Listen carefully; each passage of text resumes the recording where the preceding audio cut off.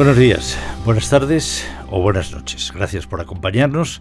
Ya saben ustedes, están en la sintonía, en un episodio de La Plaza.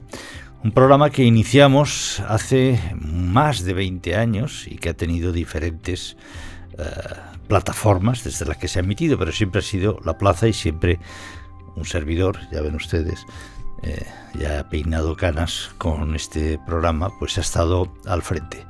Lo digo por... no se confundan ustedes si acaso se encuentran con otro programa que se hace llamar La Plaza de la 1 en televisión española y que solo muestra la falta de imaginación que ya circula por los pasillos de la radiotelevisión oficial. Bueno, más allá de esto, esta ha sido la semana, evidentemente, en el que el tema de la amnistía, como no podía ser de otra manera, ha tomado no carta de naturaleza, sino que ha empezado a mostrar la crispación que solo un tema como estos pues puede llevar a crear. Miren, el problema para mí no es la propuesta en sí. Si me hubiera enfrentado y Podemos hubiera sacado un resultado que le permitiera intentar liderar una alternativa de gobierno y Podemos llevar en su programa, como seguro que lleva, algo parecido a lo de la España de las Españas o Nación de Naciones o Rey de Reyes, o no sé, una cosa de estas un poco extravagantes, y hubiera llevado el programa de la amnistía, no habría nada que decir. Oiga, una mayoría, una parte del pueblo se ha votado hacia un partido que dice que quiere conceder la amnistía a todos aquellos que fueron condenados, y más que fueron condenados por sedición, como poco, malversación, etcétera, otra serie de delitos, por los hechos tremendos de octubre del 2017, antes y después en Cataluña. El problema en sí, ya digo, en un Estado democrático no es la propuesta, sin más. Usted puede hacer una propuesta, luego ya se verá si es constitucional, no es constitucional, cómo, de qué manera. El problema es que quien la enarbola, o quien probablemente la esté cocinando y le quedan ya muy pocos minutos de cocción, es un señor que un mes antes se presentó a las elecciones pidiendo el voto a los españoles, riéndose de la propuesta de amnistía que presentaban entonces Gabriel Rufián y otros líderes políticos independentistas. No es la primera vez que Pedro Sánchez, evidentemente, dice una cosa 3 semanas antes de las elecciones y algo absolutamente lo contrario una semana después, o 2 o 3 semanas después. Ya sabemos cómo actúa, cómo cambia de opinión, cómo cree Pedro Sánchez que se debe actuar en política. El problema para mí está en que precisamente cuando se dijo eso es lo que se llevó a las elecciones. Y no se equivoquen, se llame como se llame, lo que Sánchez, si finalmente intenta formar gobierno, va a llevar, lo llame ley de alivio penal, lo llame ley de lo que sea, en definitiva va a ser la amnistía, porque no otra cosa quieren los separatistas y los independentistas en estos momentos en Cataluña. Y como digo, el problema no es que sea una propuesta política, todas tienen cabida en la Constitución española y en la democracia española. El problema es cuando eso se convierte en una simple mercancía para conseguir unos votos. Ahí es el problema.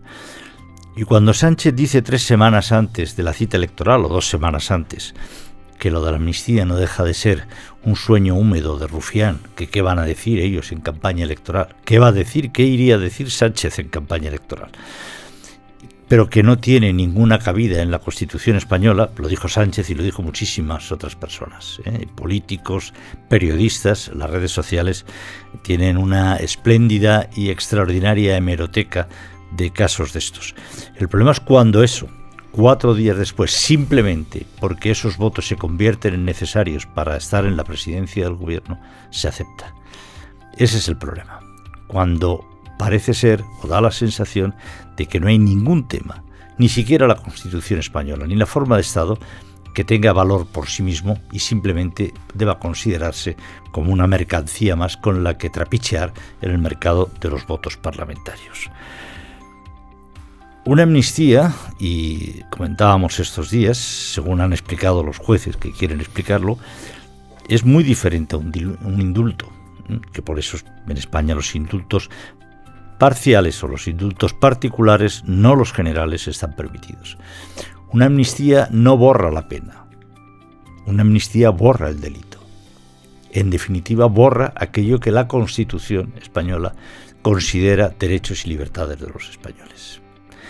Ese es el problema de fondo de ir hacia una ley, la llamen como se acabe llamando, que es la amnistía.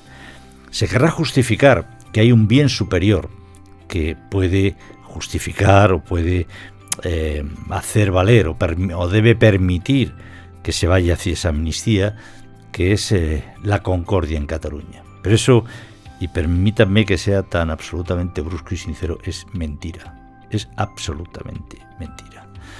Les remito, si quieren, a las imágenes de este 11 de septiembre en numerosos pueblos de Cataluña que también han circulado por internet, donde se escarniaba, se mofaba ante aplausos generalizados, evidentemente con el apoyo de las fuerzas políticas soberanistas, símbolos comunes para todos los españoles. Yo no pido que en Cataluña ni en ningún sitio se ame la bandera española. Simplemente pido que se respete, porque para muchos españoles significa un símbolo de unión, un símbolo de libertades y un símbolo de garantías constitucionales. No ha sido así. Pero si me dicen ustedes, bueno, pero en todas partes siempre hay unos locos que van y tal, pues yo les remito a las palabras de hace 1 o 2 días del propio líder en estos momentos de la oposición, que parece ser que es el señor Carles Puigdemont, cuando ha dicho, a raíz de la detención, a raíz de la condena de un exconseller de Interior condenado por prestar policías de los Mossos d'Esquadra para vigilar, para proteger a un prófugo de la justicia española. Fíjense qué delito tan grave, o qué poco delito. El exconseller Buch, pues el prófugo ya no. El señor Carles Puigdemont ha dicho: España está podrida en sus fundamentos y las órdenes del rey de ir a por nosotros continúan intactas. Si no han entendido el gobierno, los españoles se supone, por qué razón no renunciaremos nunca a la unilateralidad y a la independencia y por qué desconfiamos del Estado español, aquí tiene una de las muchas que tenemos acumuladas.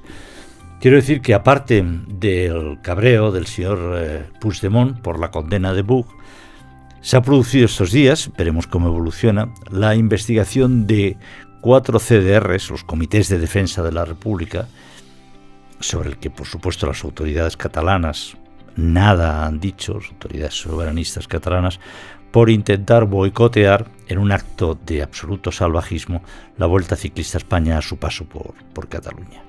¿Esa es la concordia que se está logrando en Cataluña? ¿Son actos tan absolutamente minoritarios? Si son tan minoritarios, ¿por qué no son condenados por TV3, por las emisoras de la Corporación Catalana de Medios Audiovisuales y por el resto de medios subvencionados por ese poder? ¿La concordia es caminar de la mano de Puigdemont hacia la unilateralidad? ¿Esa es la concordia? No, eso es simplemente mentira, Eso es querer tapar lo que se persigue, que es únicamente mantenerse en el poder. Pero mantenerse en el poder, dirán incluso aquellos que yo antes decía que podrían querer justificar la amnistía pensando en que se podía obtener un bien mayor, como era la concordia en Cataluña. De verdad, algunas personas aún dirán que bueno, que es posible que estas cosas generen estos males no necesarios, pero es por un bien todavía mayor, como es que en España haya un gobierno de progreso. ¿De verdad es progreso acabar con la Constitución? ¿De verdad es progreso permitir que se vayan de rositas personas que atentaron contra la libertad y contra la concordia, contra la sociedad de españoles y de catalanes? ¿Eso es progreso? Porque si eso no es progreso, entonces no se justifica el acuerdo con Puigdemont. Un señor que ha pactado con toda la extrema derecha en Bruselas, en el Parlamento Europeo.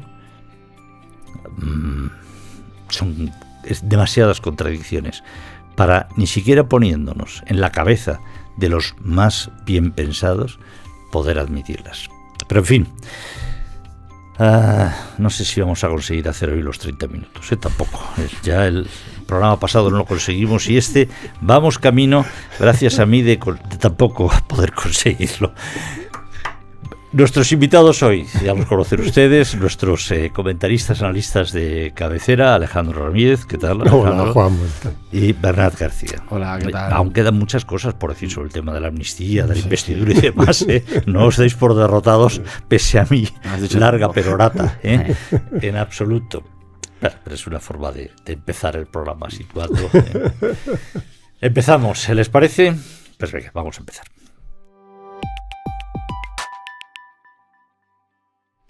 Pues empezamos, Alejandro. Amnistía, sobre todo investidura, alianzas, no sé, lo que quieras.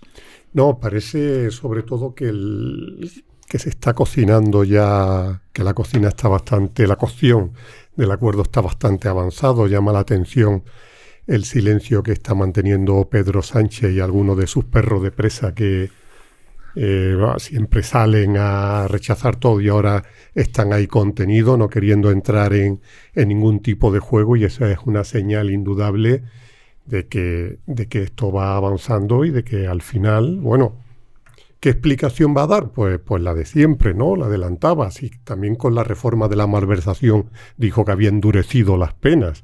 Dirá que no es una amnistía, que es otra cosa, que la gente esté tranquila porque no se va a cargar la Constitución, pero todos sabemos evidentemente que no es así.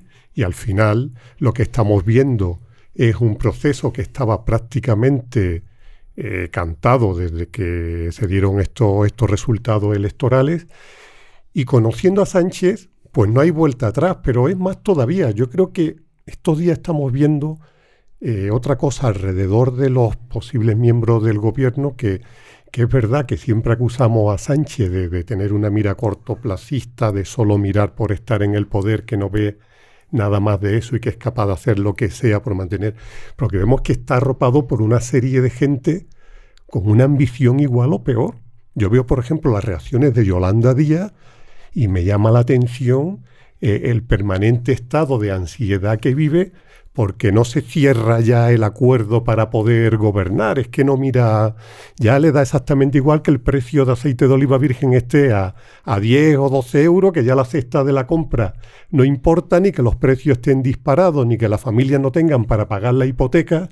Se ha consumido la subida del salario mínimo. Sí, eso parece que queda un segundo plano, y le vemos con una presión, con una ambición y con una ansiedad que yo creo que en eso participa todos los que rodean ahora mismo a Pedro Sánchez, porque fuera de ese círculo estamos viendo que no hay apoyo, porque antes, bueno, siempre cuando criticaba a algún socialista, antiguo dirigente, todo quedaba centrado en Felipe González Guerra, pero vemos que el número se está ampliando, ¿no? Que ya no es solo... que ya no son ellos dos solos, está también Joaquín Almunia y muchos más que están en contra, pero al final vemos que el círculo en el que se mueve Sánchez y de sus socios, pues todos ahí van a una, ahí no hay ningún tipo de fisura, y por eso es muy difícil que se pueda... Algo que me resulta aterrador, ¿no? Cuando se han preguntado muchos dirigentes territoriales, oiga, ¿están viendo ustedes las voces, un cierto peso, una cierta historia de tradición en el Partido Socialista y tal?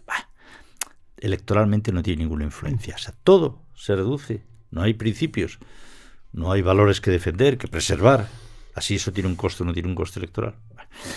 Simplemente decir una cosa, porque si se nos pasa, decir que recuerdo que la señora Yolanda Díaz participó directamente o indirectamente de un hecho gravísimo que el tribunal, creo que ha sido, no sé si el Supremo, el Constitucional o el Superior de Justicia de Andalucía, ha condenado, que es por haber literalmente atracado a Teresa Rodríguez y expulsado del grupo parlamentario en el Parlamento andaluz, sobre lo que la señora Yolanda Díaz, tan ansiosa por otros temas, no se ha pronunciado. Un hecho gravísimo, porque contribuyeron a liquidar un partido político, lo dejaron sin fondos, sin capacidad de intervenir, fuera del grupo parlamentario, y hoy, no recuerdo qué instancia, me parece que ya es la Suprema, ha dicho que eso fue un atropello a la legalidad.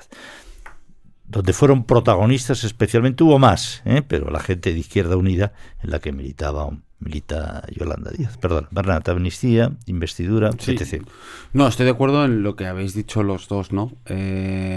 Tomando las últimas palabras de Alejandro, la mejor muestra de que el acuerdo se está encarrilando y está bien engrasado es que no se perciben acusaciones en medios de comunicación, entre opinadores, pues tú tendrías que rebajar más por aquí, pues esta posición es... Hay declaraciones de los miembros políticos, hay declaraciones de Puigdemont, etcétera, etcétera, pero cuando se ve que la batalla que conocemos nosotros de los medios de comunicación partidarios, digamos, de este gobierno y del independentismo no se están atacando, no están intentando ejercer presión unos sobre otros o señalando ciertas actitudes, demuestra que el mensaje de unidad, consenso y todos a una va por ambos lados, ¿no? Y eso es... Las declaraciones de Puigdemont nunca son ni contra el gobierno, no han sido estas que leí antes, ni contra el gobierno,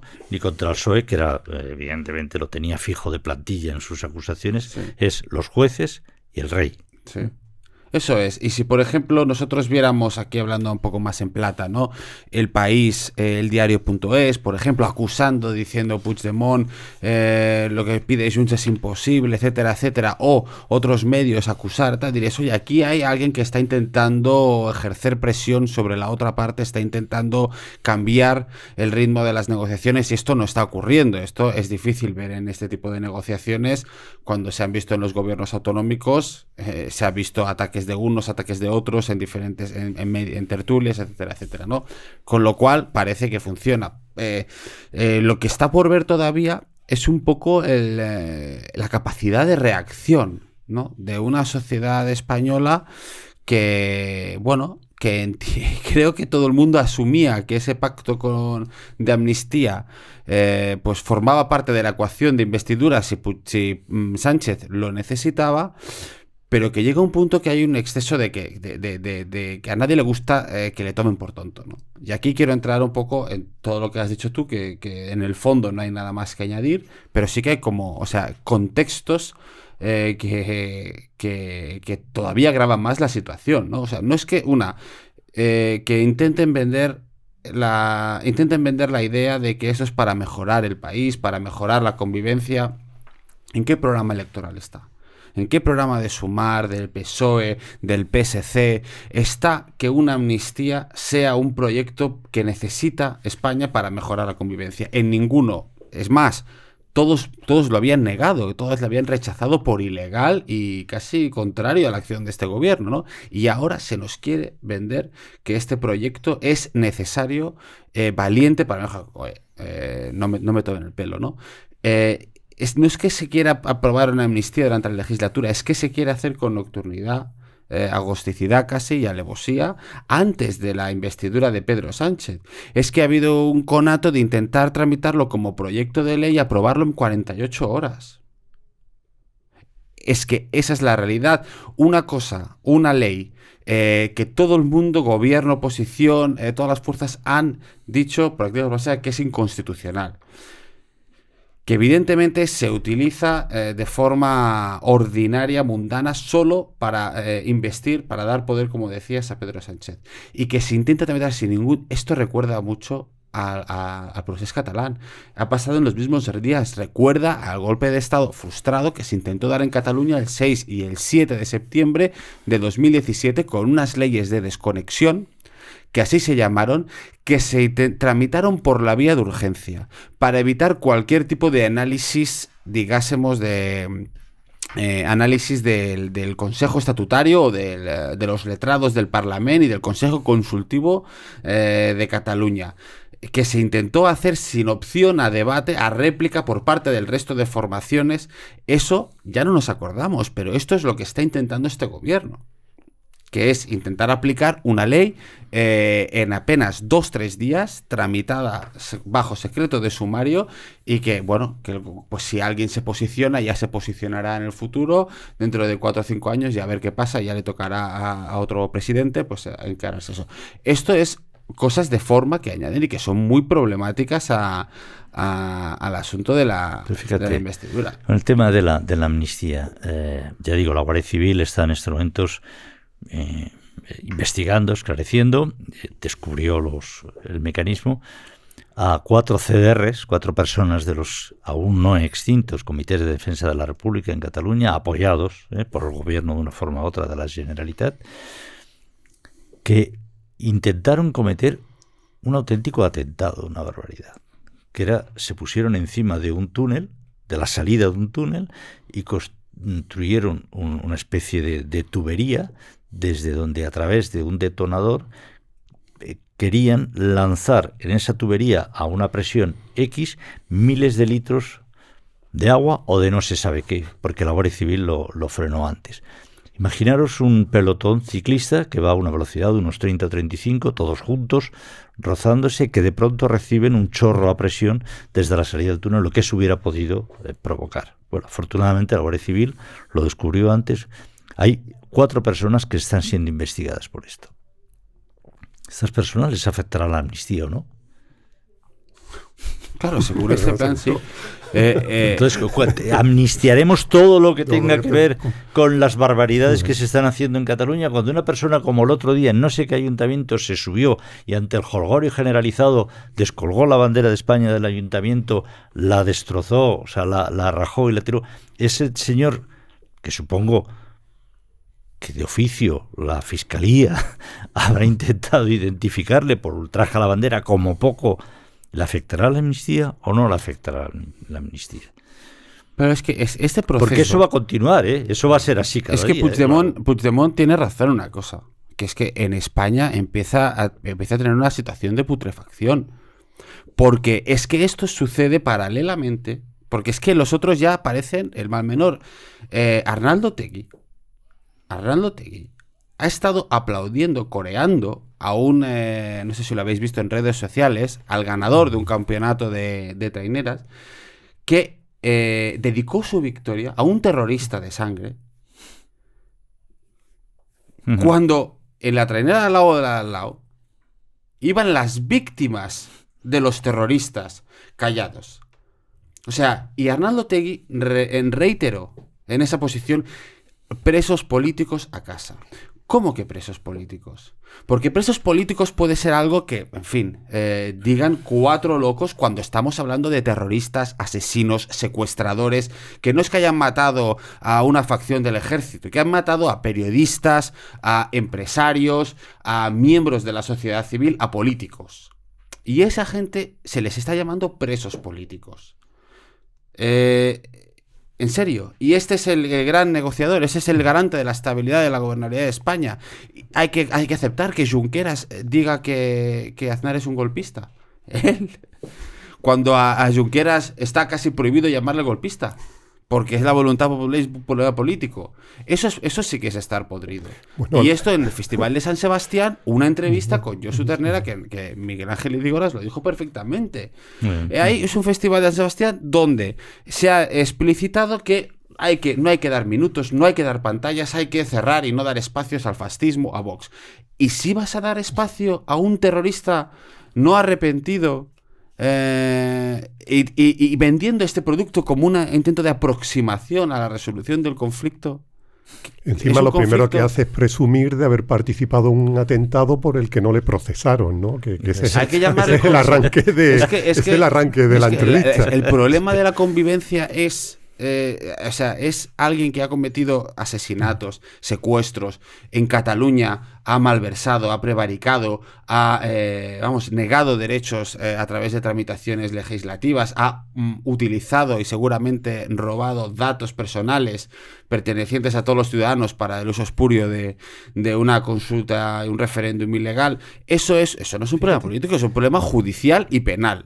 Gravísimo. Tú hablas en pasado cometido. O sea, el problema, es decir, el problema es que los tics están aquí. O sea, es que están ahí. O sea, es que no, es que usted... Porque tú podrías no entender, yo creo que no, pero tú podrías decir, ahora venga, va, paguemos lo que sea, si estas personas, cuando castigas a alguien, han entendido que se han equivocado.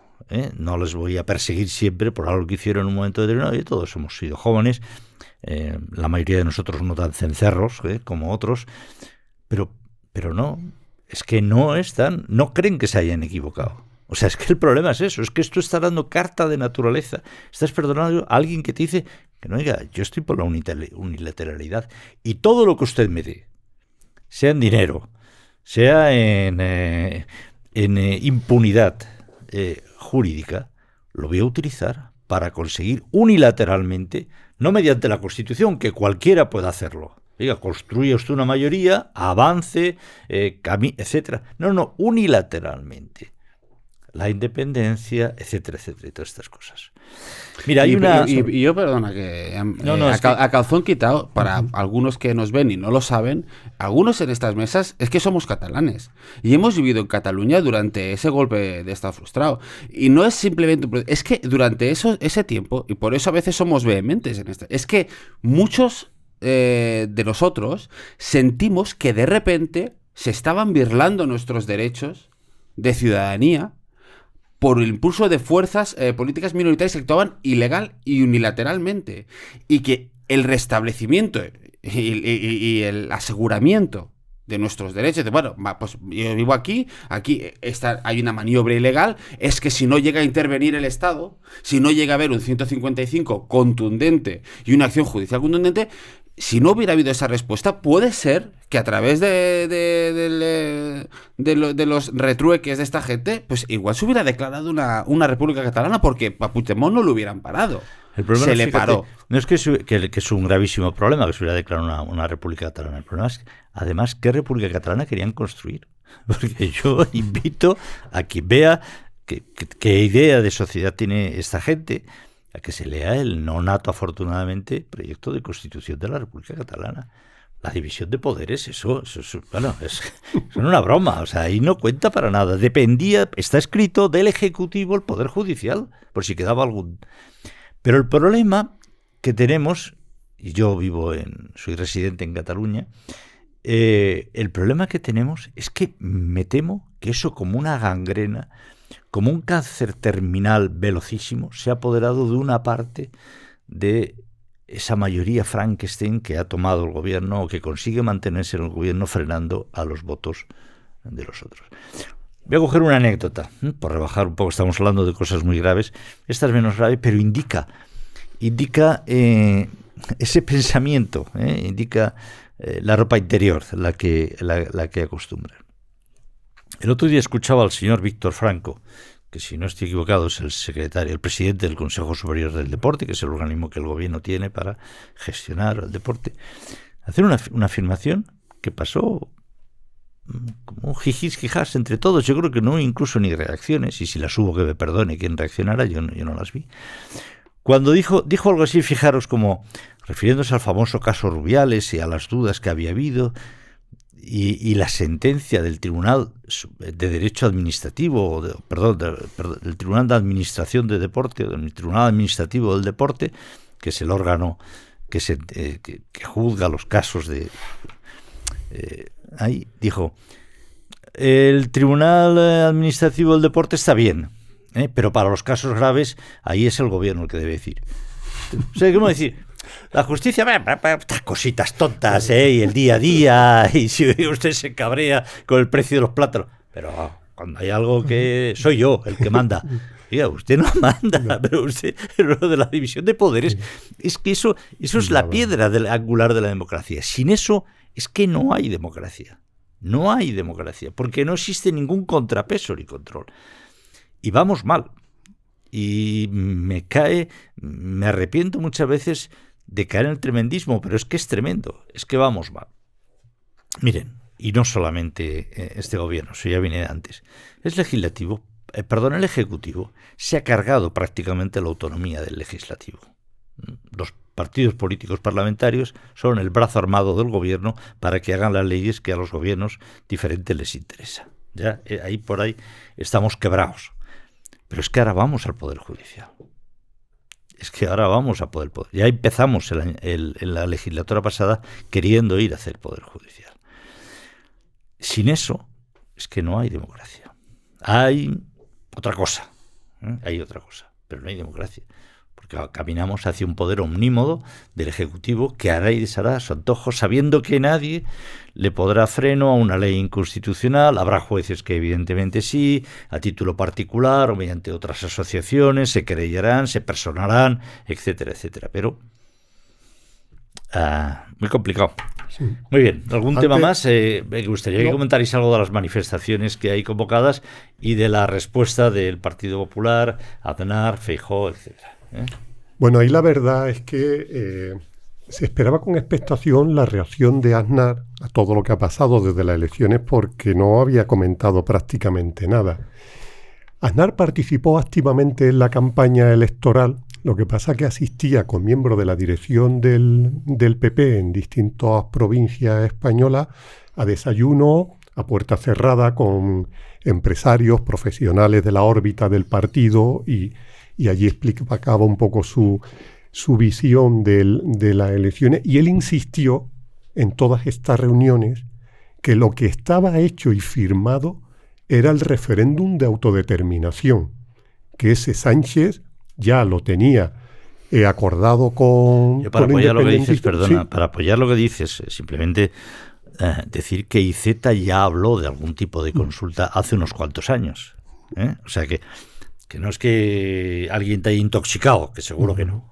O sea, es que ya esto es algo que los socialistas están trabajando, y especialmente los socialistas catalanes, a ver qué forma le dan a eso. Pues más allá, te digo, de las perspectivas electorales que pudiera tener Feijóo, esa era la preocupación si no ganaba el PP de José María Aznar, porque veía claro el rumbo que iba a tomar esta nueva legislatura. Claro, no podía presagiar el papel protagonista que iba a tener Junts y que iba a ser la amnistía la que copara todavía mucho más esos titulares. Y por eso yo creo que ha tenido esa reacción en esa rueda de prensa que dio, en esa intervención que tuvo para anunciar la manifestación.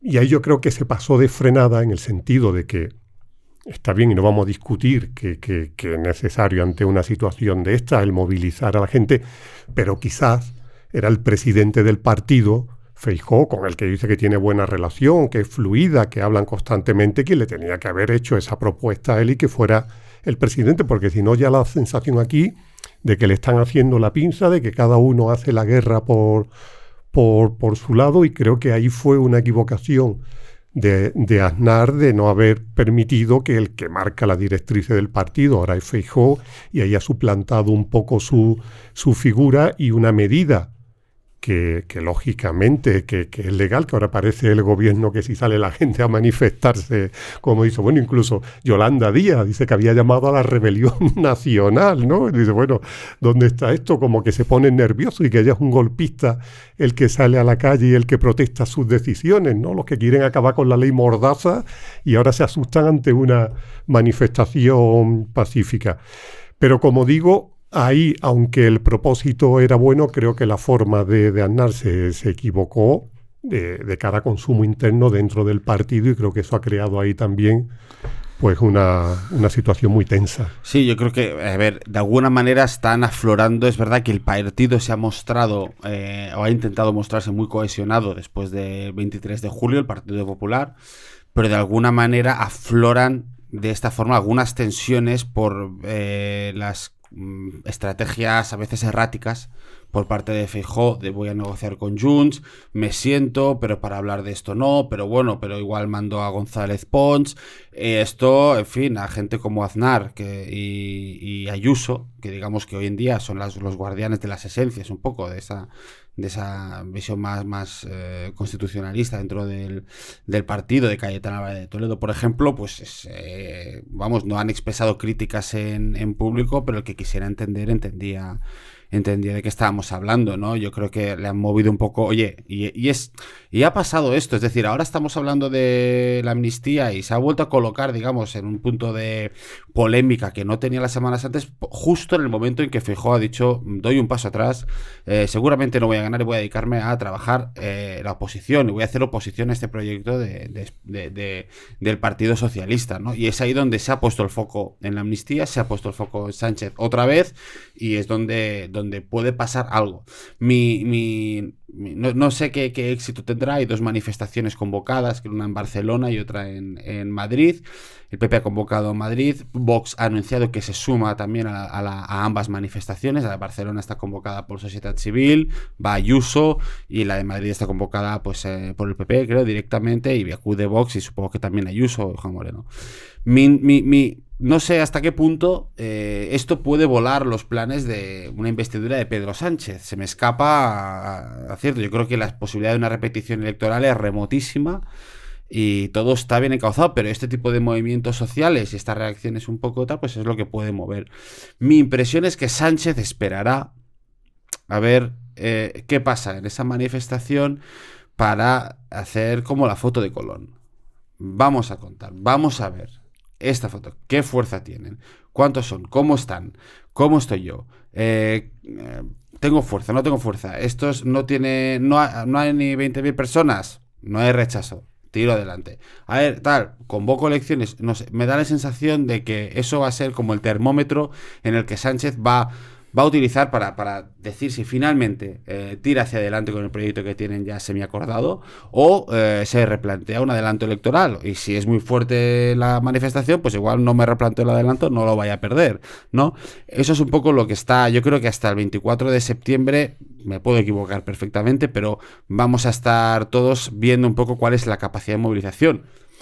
Ha habido artículos también en El País, hay un artículo de Javier Cercas, que estaba más de su lado y ha girado con esto de la amnistía. Sí, votante declarado socialista, diciendo con un tono un poco socarrón, Sánchez no va a aprobar una amnistía porque sería traicionar un poco los principios de la mayoría de los votos que hemos hecho.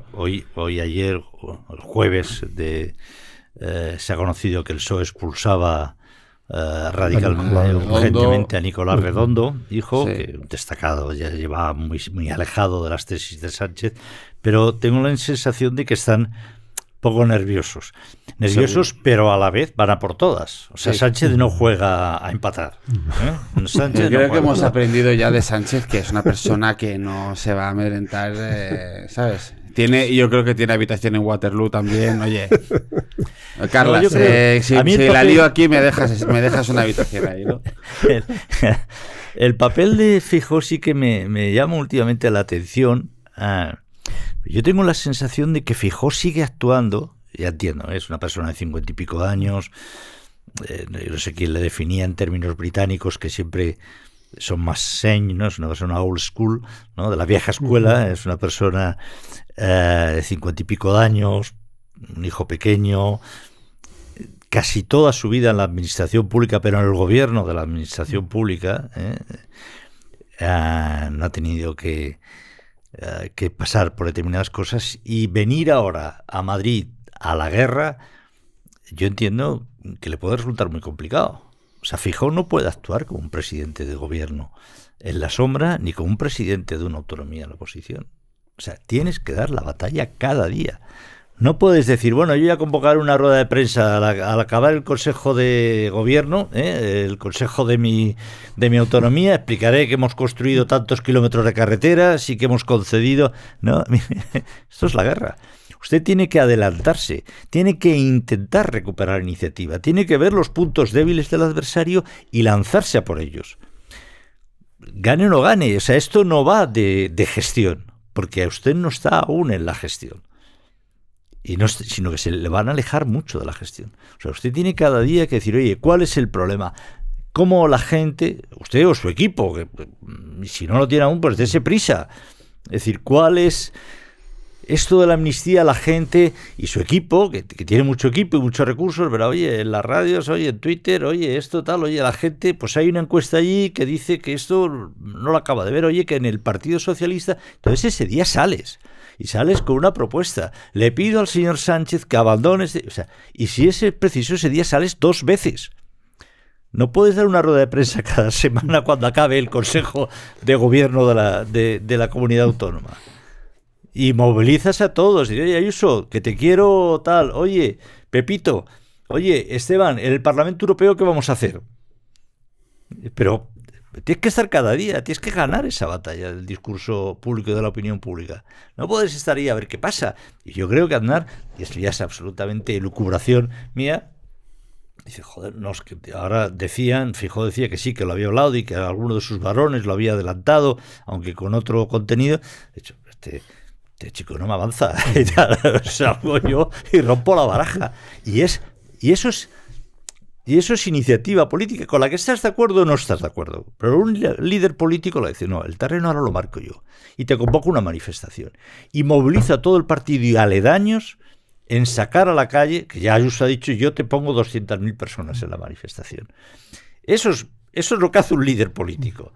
Y te quedas ahí y dices, no, que hoy no, a la rueda de prensa, acuérdate, Pepito, que son los viernes, o que son los jueves. No, que no va así. Que desgraciadamente la vida se mueve mucho más deprisa. No, y lo que hablábamos. Yo creo que hoy no vamos a tampoco hacer solo 30 minutos. Profe. Que de una vez tiene que fijar una estrategia y no está dando golpe y palo de ciego, porque ahora pasa lo mismo, que tiene una sesión de investidura a la vuelta de la esquina, y está aquí también proponiendo cosas y haciendo cosas pues que la va a solapar, que no tiene nada que ver con ese proceso. Y luego lo que hablábamos, también lo comentamos, que está en una sede donde los cocodrilos muerden de verdad, ¿no? Que tampoco te puedes permitir. Está en lo que decía Juan, es que si un político expresa su indignación por lo que está pasando con la amnistía, tiene que dar la solución al minuto siguiente, tiene que dar una respuesta a la gente. Y eso, Aznar dijo, venga, manifestación, tú no puedes salir a indignarte y decir, bueno, pero que no voy a hacer nada, ¿qué vas a hacer ante esto? Tienes que dar una respuesta, y yo creo que llega ya llega ese momento. Además tienes que fijar, decir, ¿cuál es el tema? Es decir, ¿qué charco estás pisando con Puigdemont? ¿Estás pisando el tema de la impunidad de esta gente? Voy a recordar lo que ocurrió, voy a llamar a los catalanes. Cuando pilló a Aznar el tema de la corrupción de Felipe González, que ya el pobre no sabía pues, todo aquello que se había creado y tal, cada martes Aznar iba a la tribuna del Congreso de los Diputados, cada miércoles, ¿no? Váyase, señor González. Y era el tema, váyase, señor González, que decía, los españoles están hartos de usted, lleva 12 o 13 o 14 o 10, no recuerdo cuántos años gobernando, váyase, sintetizó. Porque detectó que había un cierto cansancio lógico, 10 años de gobierno socialista ininterrumpido, 11 años más, los escándalos que le habían ido, o probablemente a cualquier gobierno, que le habían ido surgiendo, como en su momento a Aznar le surgieron los escándalos, no sé si de rato fue con posterioridad, pero otros y tal, ¿no? O Rita Barberá en su momento, que luego fue menos. Pero tú tienes que detectar eso. Es decir, ese es mi tema. Y voy a salir cada día, no una vez, y más en estos momentos, 14 veces. No. En todos los medios. Lo detectó Pedro Sánchez y salió, vamos, le entrevistaron hasta la Piji y la hippie, o no sé cómo se llaman las chicas estas. Lo detectó. Oye, que me estoy jugando, que es que el otro me está comiendo el terreno. El otro se ha presentado aquí como un señor gobernante, con su seriedad, con su tal. Se acabó, me quito la chaqueta y a por todas, a por la Piji y a por la otra y al hormiguero, y en medios amigos y medios menos amigos. Porque yo tengo que recobrar, yo tengo que ser el que marque el discurso político. O sea, al día siguiente los medios tienen que hablar de lo que yo haya dicho, no de lo que yo haya callado. Y eso es lo que no acaba de entender, y no sé si va a saber hacerlo, Alberto Núñez Feijóo. Bueno, hoy vamos a hacer para más, en fin, la garganta y esas cosas. Seguimos, cambiamos de tema, ¿os parece? Le damos al botón de cambiar de tema. Qué amables sois. Clink, clink. Venga, vamos a cambiar de tema. Había un reportaje que ya está en los kioscos, que esté, pero sobre todo a través de la versión de inversión finanzas.com/inversión, que no la había leído la semana pasada, y perdón, y me pareció espectacular. Y además tú editorializabas sobre eso en la revista Inversión, que es el tema de esas urbanizaciones monstruosas construidas por las mafias chinas en Camboya, dedicadas a hacer estafas vía Bitcoin de otra forma. Y te decía esta semana, aparte de que lo leí, dije, joder, qué temazo están sacando en Inversión. es que además me están llegando y tengo que bloquear cada día 3 o 4 llamadas y algún WhatsApp de una chica oriental monísima a quien no conozco de nada y evidentemente bloqueo, pero ese día caen 2 o 3 más. Este es un fenómeno del tamaño que vosotros hablabais, es una excepción, es algo que se le ha ocurrido, es como a los nigerianos, es más potente. A mí ya solo las condiciones en las que esa gente estaba trabajando en Camboya es que me ponía los pelos de puntas. Situaciones de absoluta esclavitud, maltrato, torturas, asesinatos supuestos a las personas que intentaban rebelarse de alguna manera contra esta gente que les obligaba a delinquir. O sea, su trabajo consiste diariamente en intentar delinquir en jornadas de 12 o 14 horas, supongo. Incluso más, porque hasta le inyectan para incrementar la productividad y que puedan estar las 24 horas. Y si no consiguen los objetivos marcados, pues... Eso puede ser una... A ver, ya... Es una broma, perdón. Está claro que es una broma, ¿no? Que otros han caído. Pero como decía, yo creo que esta es una de las estafas más grandes que ha podido existir, porque es a nivel global. A mí me pasó lo mismo. Cuando íbamos a publicar el tema, también había recibido un mensaje similar al del periodista. En principio no le presté atención. Una foto en el WhatsApp de una asiática muy atractiva, se equivoca, pone otro nombre, con eso no se corta, te dice, oye, ¿me acompañas hoy al gimnasio, Pepe? Y claro, si tú caes y dices, no, mira que no soy Pepe, te has equivocado, pues ya empieza el lío. Ahí empieza ya una especie de cristorromance, como le han denominado, y también una estafa que le llaman carnicería de cerdos, porque van engordando poco a poco con ese romance hasta que te quita todo el dinero, porque ya va derivando poco a poco una conversación diciendo que ha encontrado un sistema para invertir en criptomonedas que es muy efectivo, que ha ganado un 20% en una semana. Que se va a trasladar a Madrid probablemente, que en Madrid tenga un primo, o sea, todo que tú tienes, te va envolviendo y tú tienes que aprovechar esta oportunidad, yo te voy guiando si no estás preparado para ello y al final acaba sacándote todo el dinero y ya los cálculos que han hecho una empresa que está investigando a fondo esta estafa, calcula que se han estafado como unos 10.000 millones de dólares a esta altura, porque bueno, tú dices, yo no caigo en esto, pero es que hay mucha gente solitaria, gente que se cree en otras cosas que no son, y como es a nivel global, porque allí solo en Camboya, en este edificio, tienen a 6.000 personas esclavizadas enviando estos mensajes de manera permanente a todo el mundo.